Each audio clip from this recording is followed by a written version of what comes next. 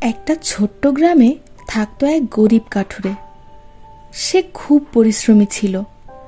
প্রতিদিন বন থেকে কাঠ কাটতো আর তা বিক্রি করে সংসার চালাতো।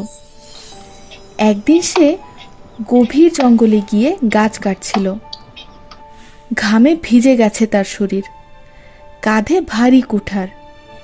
সে মন দিয়ে কাজ করছিল। হঠাৎ করেই হাত ফসকে তার কুঠারটা গিয়ে পড়ে নদীর জলে। ঝপাত শব্দ করে কুঠারটি ডুবে যায়। কাঠুরে হতাশ হয়ে নদীর পাড়ে বসে পড়ে, মুখে অসহায়ের ছাপ। সে কাঁদতে কাঁদতে বলে, হায়, আমি এখন কিভাবে কাজ করব? এটাই তো আমার একমাত্র উপার্জনের উপায়। ঠিক তখনই নদীর জল চকচক করে উঠল, আর সেখান থেকে উঠে এলেন এক দেবী। তিনি জিজ্ঞেস করলেন, কাঠুরে, তুমি কাঁদছো কেন? কাঠুরে সব খুলে বলল। দেবী হেসে ডুব দিলেন আর তুলে আনলেন একটা সোনার কুঠার।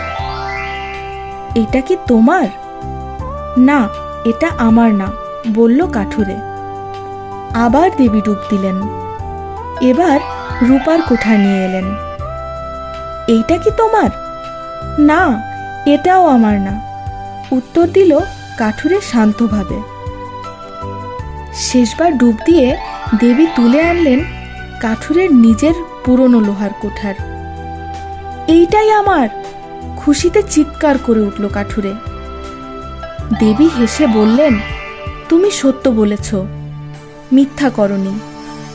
এজন্য আমি তোমাকে 3টি কুঠারই পুরস্কার হিসেবে দিচ্ছি। সততার জয় হলো।